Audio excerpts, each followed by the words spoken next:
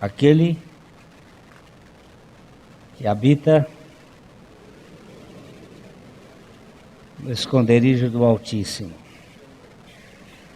à sombra do Onipotente, descansará, ou descansa, ou está descansando. Aonde é esse endereço? Se lembram quando os discípulos perguntaram a Jesus: Mestre, onde habitas? E ele disse: vem e vê. E eles andaram com Jesus durante um dia. A habitação de Jesus é um lugar de relacionamento. Aquele que habita no esconderijo do Altíssimo descansa. Ele te livra, ele te cobre e não te assustarás do terror noturno, nem da seta que voa de dia, nem da praga que se propaga nas trevas, nem da mortandade que assola nas festas cheias de luz. Meio-dia também pode ser onde haja muita alegria. Às vezes, esse excesso de alegria pode ser perigoso. Trevas e luz são dois pontos que têm causado muito problema para nós nessa compreensão.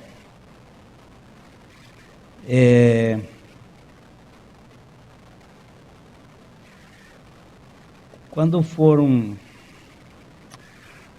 dizendo, alguns falam do período entre o século V e o século IX como a Idade das Trevas. Séculum obscurum, como sendo uma época de contraste entre a luz do saber clássico do tempo greco-romano e o Renascimento. Esse é um período chamado de ignorância por alguns ignorantes. Na verdade, houve muita coisa importante se desenvolvendo nesse período. A matemática, a filosofia, as artes, a arquitetura e as universidades medievais. A Idade das Trevas não começaram no século V. Elas começaram no Jardim do Éden. Foi lá quando começou a grande tragédia da humanidade. 1 João capítulo 2, versos 10 e 11. A palavra de Deus vai mostrar uma coisa interessante nesse texto. 1 João 2, 10 e 11. Aquele que ama a seu irmão permanece na luz, e nele não há nenhum tropeço. Aquele, porém, que odeia a seu irmão está nas trevas, e anda nas trevas, e não sabe para onde vai, porque as trevas lhe cegaram os olhos. A Idade das Trevas, ou a noite escura da raça humana, começou com o sibilo da serpente. E ao dar ouvidos, o homem criou uma teia nos seus sentimentos que o primeiro filho dele já nasceu com o germe do ódio. Caim é uma conquista de Eva, mas foi a destruição dos relacionamentos. Ele simplesmente odiou seu irmão. E o ódio é trevas. Quem odeia, ele diz claramente, aquele, porém, que odeia o seu irmão está nas trevas. E anda nas trevas. E não sabe para onde vai, porque as trevas lhe cegaram os olhos.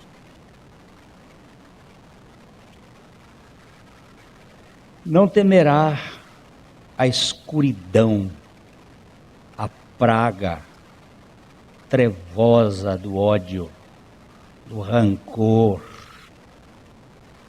da amargura. A gente só pensa em peste perniciosa do ponto de vista físico. A gente pensa que a peste perniciosa é um vírus. Na verdade, o texto está mostrando que é uma esfera espiritual muito mais densa, muito mais obscura, que leva ao entenebrecimento da mente, ao obscurantismo do sentimento do ser.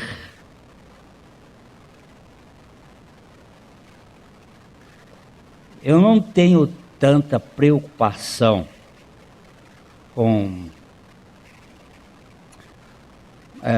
essa peste perniciosa das enfermidades, até mesmo porque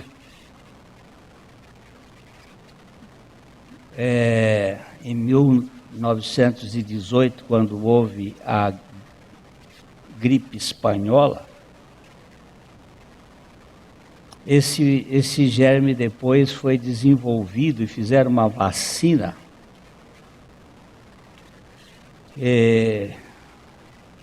O velho João Rockefeller ganhou muito dinheiro com ela e estão ganhando até hoje, adoecendo a humanidade com vacina. Eu tomei muita vacina contra a gripe, agora não tomo mais. 2, tomo mais. 3, 4.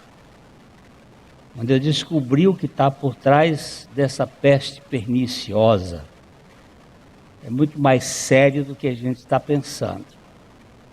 Está querendo matar os velhinhos. E com os velhinhos vão outras e outras e outras. Eu assusto com todo o sistema que governa este mundo. Ele é muito perverso. Aí está a era das trevas. Eu queria ainda ver em 1 João 3, versos 11 e 12.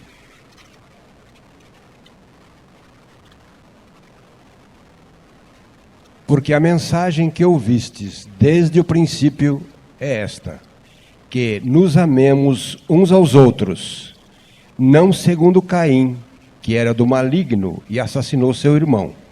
E por que o assassinou? Porque as suas obras eram más, e as de seu irmão justas. Por que as obras do irmão de Caim eram justas?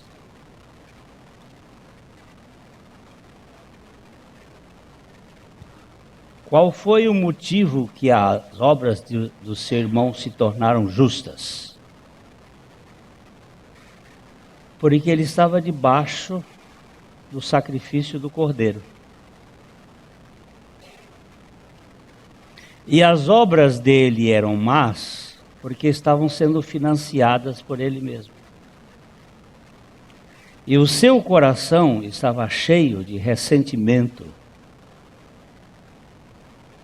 E aí é onde estão as grandes trevas que acabam com a gente. e que deixa a gente entrevado.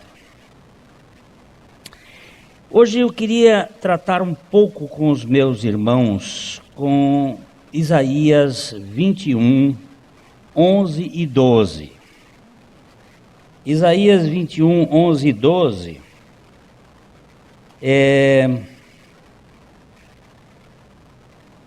uma profecia a respeito de um povo que é uma profecia de 2 versículos. O livro de Isaías é um livro interessante. Ele começa fazendo a descrição da queda de Israel, depois de Judá, e depois ele vai começando a fazer profecias para o sistema da governabilidade dos reis que gerenciam o mundo. Babilônia, Egito, depois os filisteus, os medo-persas, e ele vai descrevendo uma série de governos que estavam por trás ali. E chega 2 versículozinhos aqui, que parece que não tem muito encaixe. Vamos ver aí o verso 11 e 12. Sentença contra Duma. Gritam-me de Seir, guarda, a que hora estamos da noite? Guarda, a que horas? Respondeu o guarda, vem amanhã e também à noite. Se quereis perguntar, perguntai. Voltai, vinde. Vocês entenderam alguma coisa?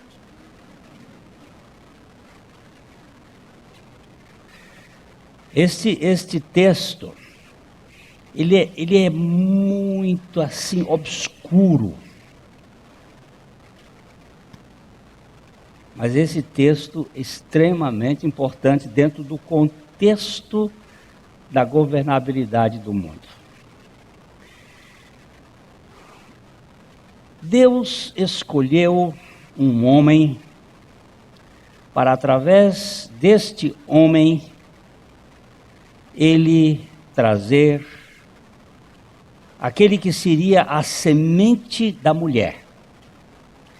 Vocês se lembram que lá no Jardim do Éden, quando Deus começou a conversar com Adão, ele não começa primeiro com Adão, ele começa primeiro com a serpente, depois vai para a mulher e depois vai para Adão. E quando ele fala com a serpente, ele diz: porém inimizade entre ti e a mulher, entre a serpente e a mulher, entre a tua descendência, isto é, a descendência da serpente, e o seu descendente, isto é, o descendente da mulher. O descendente da mulher, te ferirá a cabeça da serpente. E tu, serpente, lhe ferirás o calcanhar. Isso aqui chama-se Evangelho Inicial. Primeira vez que se conhece o Evangelho. Daí para frente, Deus vai trabalhar nesta semente da mulher. Houve a destruição da terra no tempo de Noé, o dilúvio, depois um recomeço. Nesse recomeço aparece de novo o mesmo princípio de Caim, de ódio, matando. Os descendentes de Caim parece que passaram, ou por cruzamento, ou pela cultura, eles passaram o dilúvio, porque logo nós encontramos os babilônios tendo os mesmos princípios, até que Deus vai na cidade de Ur, da Caldeia. Ur significa lugar de fogo, onde se cozinha caldeia. A caldeia é blocos de barro, ou seja, uma olaria, e retira de lá um homem do meio daquele fogo, e escolhe este homem, e começa um projeto de trazer um filho da mulher. Eles tentaram mudar o script de Deus quando ele trouxe do Egito a Agar. E Deus disse, não é esta, o filho não vai ser este, mas vai ser o filho da que eu escolhi. Pois bem, Abraão, aos 99 anos, tem o segundo filho, e dali começa a busca da geração de cima. E tem duas gerações de Abraão. A da terra, que é filha do pó, que são os descendentes da carne, tanto de Ismael, como de Isaque, como dos 6 filhos de Quetura. São carnais. E os filhos do céu, como as estrelas do céu, são os filhos que vêm do nascimento de cima. Nascimento de baixo, nascimento de cima. Quem é de baixo é terreno, quem é de cima é celestial. Estava apontando para a realidade espiritual de Cristo que havia de vir. Dentro da segunda geração, da barriga da mulher da segunda geração, há uma guerra. Essa guerra foi entre 2 irmãos, Esaú e Jacó. Eles começaram a brigar lá dentro da barriga da mãe. A mãe ficou muito perturbada e falou com o Senhor, dizendo, o que está acontecendo? Ele disse, são 2 nações que estão no ventre, e o menor será servo do maior.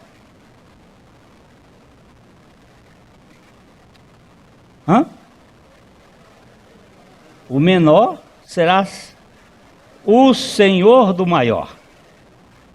O senhor do maior.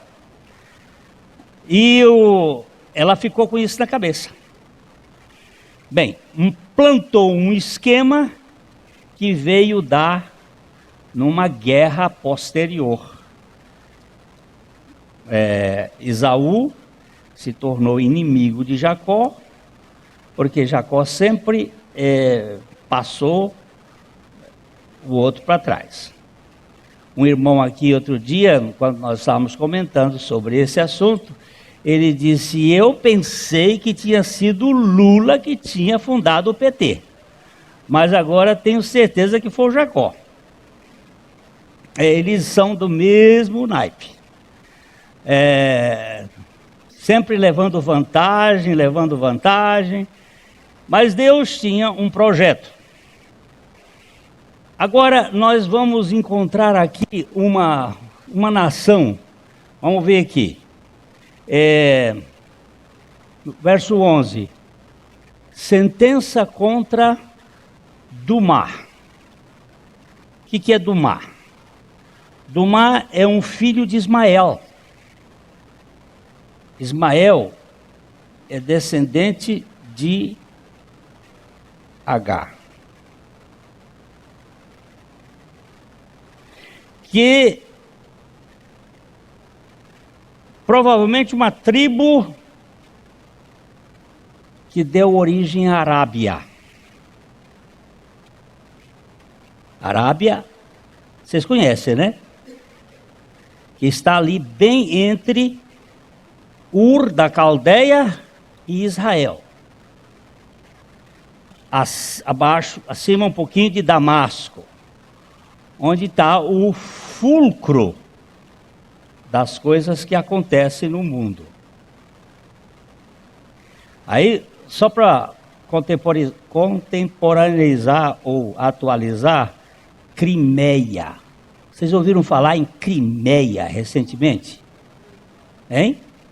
Sabe? E da descendência da Coltidá, que são dos descendentes de Meseque.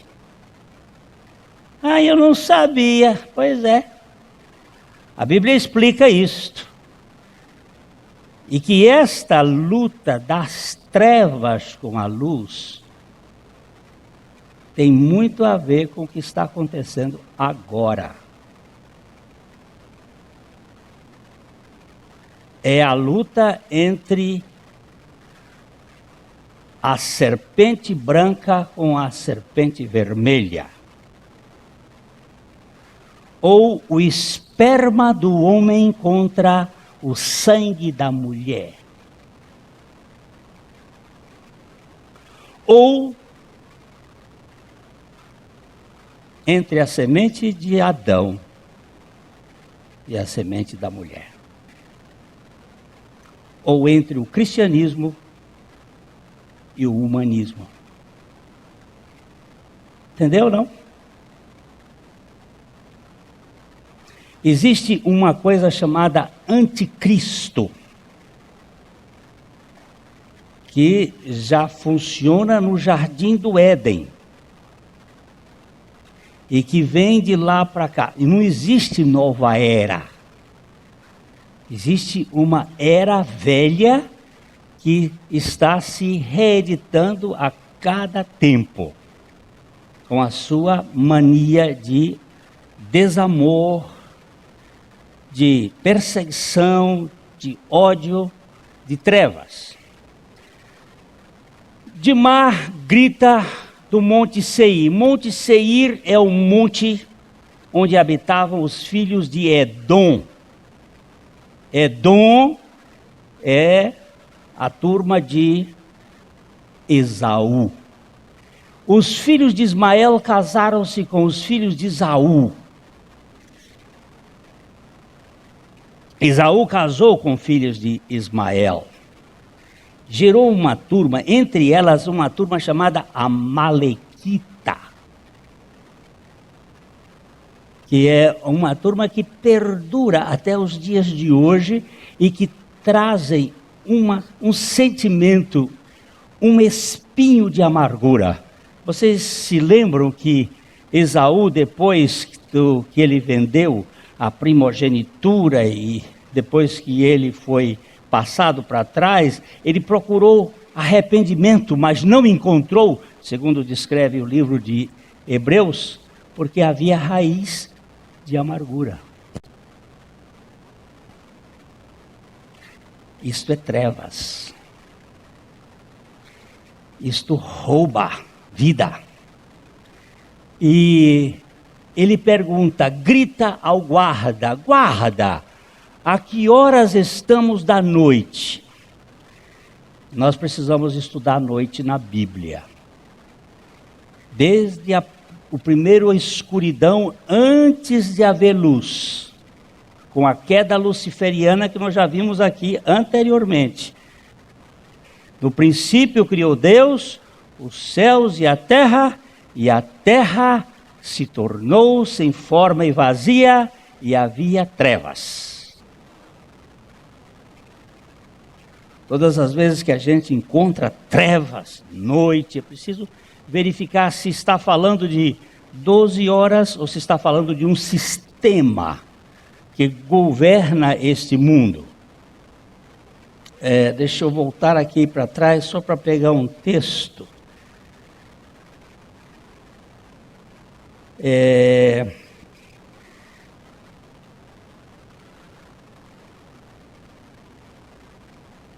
Lucas 22, 53. Quando foram prender Jesus, Jesus dá uma resposta que chama a minha atenção. Lucas 22, 53. Diariamente, estando eu convosco no templo, não pusestes as mãos sobre mim. Esta, porém, é a vossa hora e o poder das trevas. Eles vieram prender Jesus de noite. Coincidentemente, é o poder das trevas. Quando eu estava diariamente, durante o dia, e a Bíblia diz em Mateus que Jesus sempre ensinava no templo durante o dia, e de noite ele ia para o Monte das Oliveiras para dormir. Isso nos momentos finais do seu ministério, antes da cruz. Ele disse: é a vossa hora e o poder das trevas. Só nessa hora eles puderam sufocar a Jesus, prendendo-o e levando-o para a cruz, porque ele se deixou. Ele disse: ninguém tira a vida de mim mesmo, eu espontaneamente a dou. Ninguém pode tirar a vida de mim. Agora, voltando lá para o nosso... A que hora estamos da noite? O guarda diz: vem amanhã. E depois à noite. Se quiseres, perguntai. Voltai. Vinde. Respondeu o guarda: vem amanhã. À noite, a dor, a cruz pode durar até a noite, mas pela manhã vem a ressurreição. E depois da manhã vem a noite. Que noite é esta que a Bíblia está se referindo? É quando o cristianismo for retirado da terra. Porque Jesus disse em João 8:12, vamos lá.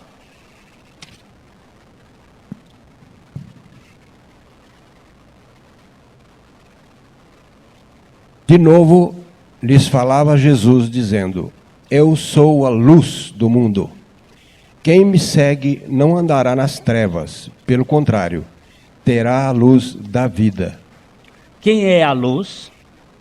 Jesus. Mas ele diz em Mateus 5:13? Não é 13 ou 14? Vós sois a luz do mundo.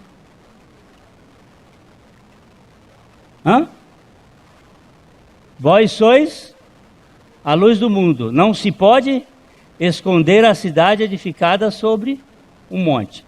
Ele diz: eu sou a luz, vós sois a luz. Ele é a luz, eu sou a luz. Mas como é que eu sou a luz? Eu sou a luz porque a luz dele está em mim. Hoje é lua cheia, não é?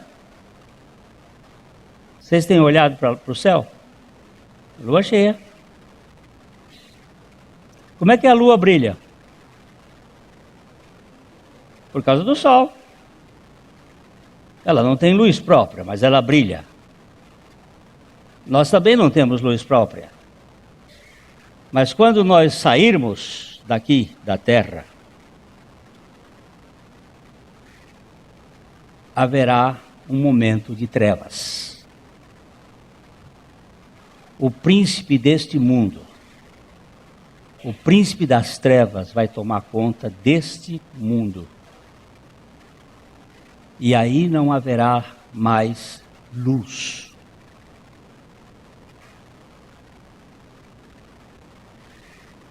É nesse período que o Senhor vai tratar com o seu povo judeu. Ele vai ligar o cronômetro para falar com as 12 tribos de Israel. Mas as 12 tribos não acabaram? Não, senhores.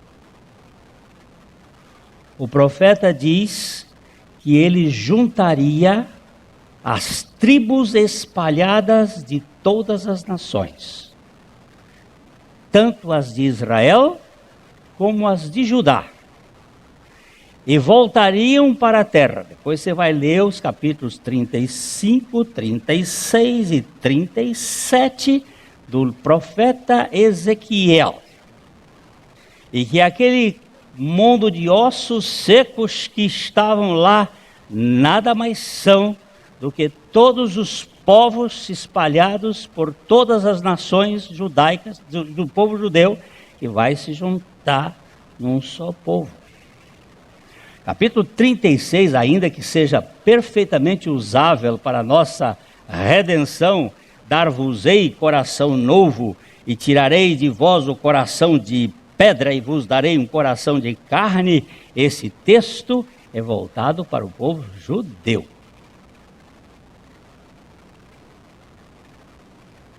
É um texto especificamente voltado para o povo de Israel, onde Deus vai juntar todo mundo e Ele vai fazer com que aí seja salvo o remanescente. Quando?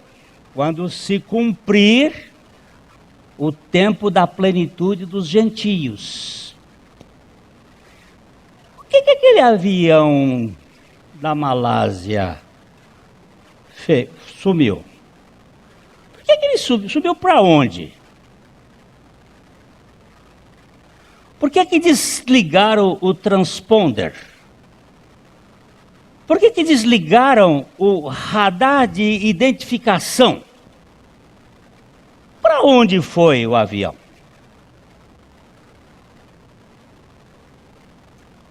Está todo mundo fazendo a pergunta. Todo dia tem uma possibilidade nova. Enquanto isto, os navios transitam pelo Oceano Índico, estão tomando posições e cercando a cabeça do norte.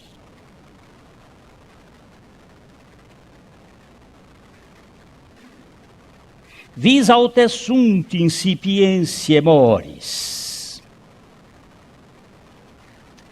Escuros, sem poder ver nada, estamos cegos, ignorantes. Mas a palavra de Deus está dizendo, mas daqui horas estamos da noite?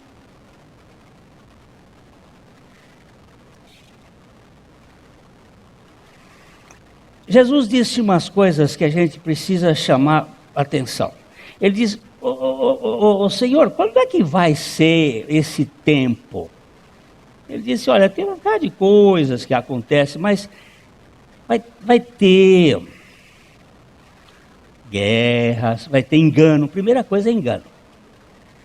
E a coisa que nós mais somos é enganáveis. Qualquer um pode ser enganado. Eu sou enganado, ser enganado. Qualquer pessoa chegar aqui, levantar, a gente começa. Ele disse, olha, haveria guerras e rumores de guerra. Eu só queria lembrar que do dia de 1948 para cá, 48, não estou botando mais para trás, estou falando de 1914, 48. O assunto de todos os jornais e de todos os é guerra e rumores de guerra. Nós até acostumamos. É tão banal que a gente já nem... Nação contra nação. Quando fala nação contra nação, você repara, nação, conceito bíblico de nação está ligado a povos, descendências de Cão, sem Jafé.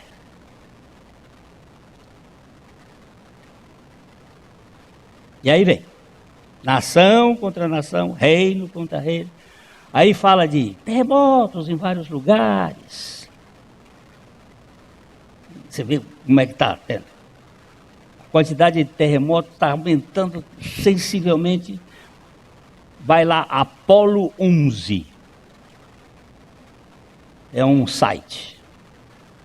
Se fizer a ligação agora, você vai ver os 7 dias, últimos dias, quantos terremotos já houve. Em todo lugar, para aqui, para lá, para lá. E vocês vão ver sinais no céu, na lua, nas estrelas. Sinais, terra mexendo um tiquinho para cá, um tiquinho para lá. Aqui esse capítulo, mais para frente aqui, o profeta Isaías vai dizer assim, a terra vai ficar bebinha. vai cambalear como um bêbado. A estrutura dela está... Depois ele disse, ela cairá e não será restabelecida, senão depois de novo céu e nova terra. Será que eu posso confiar na Bíblia? Será que merece confiança a Bíblia ou merece confiança o Observatório de Greenwich? Será que a Bíblia é confiável ou a NASA é mais confiável? Para o mundo, a NASA é mais confiável. Para o incrédulo, a NASA é mais confiável.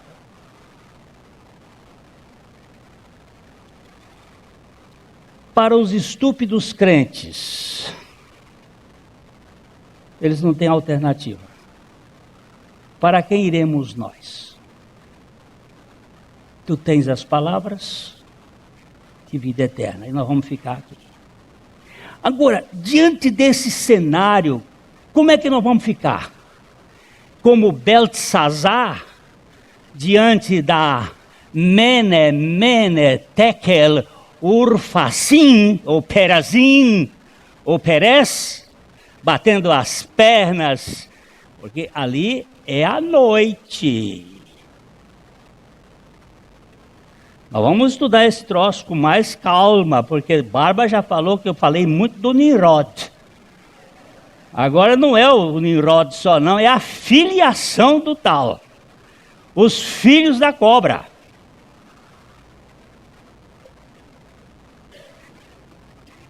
Que vem aí o Nabucodonosor, e eu tenho que ser devagarzinho para... O Nabucodonosor, ele teve grandes revelações. E todas elas foram da noite. Alguns tradutores dizem de noite, mas os melhores tradutores dizem da noite. Não é que ele teve visões de noite, ele teve visões da noite, ou das trevas, ou do sistema, que não é a luz, porque Jesus disse, eu sou a luz do mundo. A Bíblia diz assim, o povo que estava em trevas, em grandes trevas, viu uma grande luz. Quando o Messias nasceu neste mundo, ele encarnava em si, não uma luz fulgurante do planeta, ou do astro Sol. Ele trazia a luz fulgurante da natureza divina. Deus é luz. E não há nele treva alguma. E esta luz vem para nós. Agora, diante deste quadro que está se movendo, ou nós ficamos tendo temores noturnos, ou nós entramos debaixo das asas do Supremo Criador e nos aquietamos. E ali ficamos.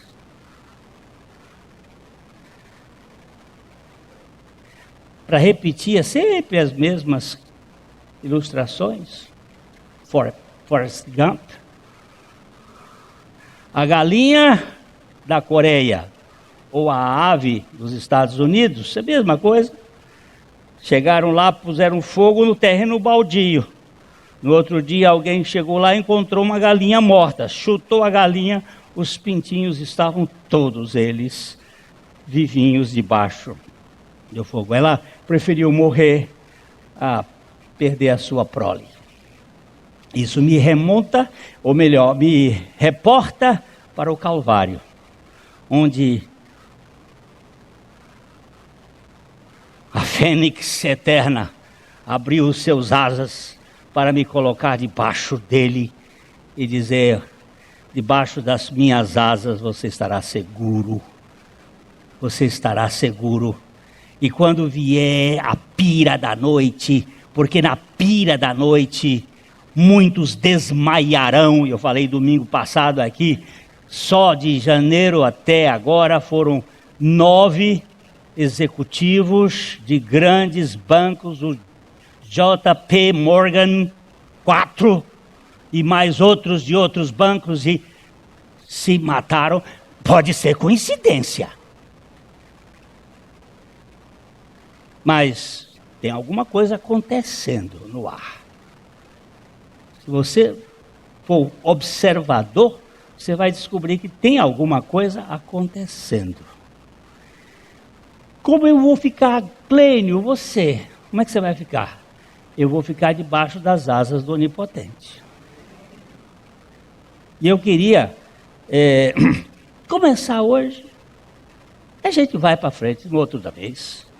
Eu não posso dizer quando é que é outra vez, senão nós deixamos de andar pela fé. Mas vamos verificar Tessalonicenses, rapidinho, assim, tá? Só eu ainda tenho mais 7 minutos. Tessalonicenses.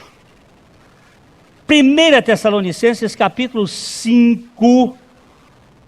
Nós vamos dar uma leitura até o versículo 10, depois a gente vai rastejar aí essas pipitas de pérolas preciosas que estão aí, dessas riquezas.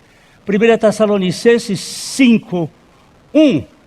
Irmãos, relativamente aos tempos e às épocas, não há necessidade de que eu vos escreva, pois vós mesmos estáis inteirados com precisão de que o dia do Senhor vem como ladrão de noite. Presta atenção antes um pouquinho, só para a gente ler agora. Ele diz assim, eu não vou entrar em muitos detalhes, vocês já estão bem informados. Mas eu quero dizer que o dia do Senhor vem como um ladrão de noite. Não é esse ladrão de roubar de dia, não. É ladrão de noite. Se você soubesse, Jesus vai dizer, se você soubesse a que hora ele viria, você ficaria desde a primeira vigília da noite, da segunda vigília, da terceira vigília, de butuca. Por isso que ele diz assim, vigiai e orai, porque não sabeis a que tempo virá o Filho do Homem. Mas ele deu pistas, e nós precisamos vê-las. Então ele diz aqui, pois vós mesmos estáis inteirados com precisão de que o dia do Senhor vem como ladrão de noite. Agora para frente.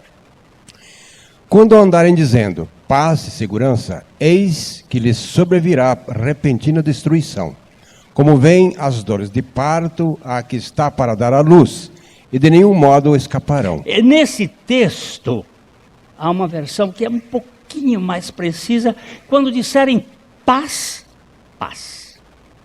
Está selada pela ONU. Aí virá repentina destruição. Tá? Continue. Mas vós, irmãos, não estáis em trevas, para que esse dia como ladrão vos apanhe de surpresa. Não estáis aonde? Não estáis em trevas. Vós, irmãos, não estáis em trevas. Se uma coisa que crente em Jesus Cristo tem, é olho de águia. Vê de longe. Não é ficar vendo os fantasmas, não. É ver coisa certa. Continua. Porquanto vós todos sois filhos da luz e filhos do dia. Nós não somos da noite, nem das trevas. Cada dia mais, eu estou certo de que a luz elétrica foi o maior prejuízo que já se fez à história da humanidade.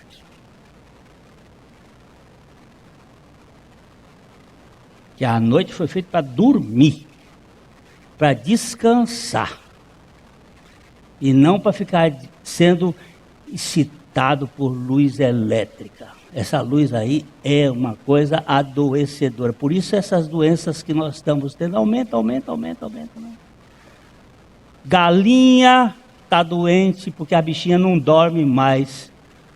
Vamos com a luz acesa para pôr ovo para comer, para pôr ovo. Galinha também, que galinha dormia 6 horas da tarde. Agora a galinha não dorme mais. Vida curta. E gente, tudo neurótico, nada, psicótico, nervoso, preocupado. Agora, tem mais. Assim, pois, não durmamos como os demais. Pelo contrário, vigiemos e sejamos sóbrios.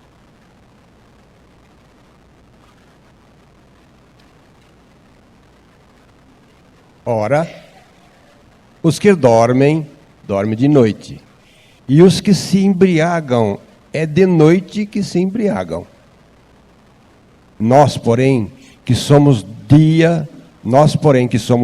dia, sejamos sóbrios, revestindo-nos da couraça da fé e do amor, e tomando como capacete a esperança da salvação.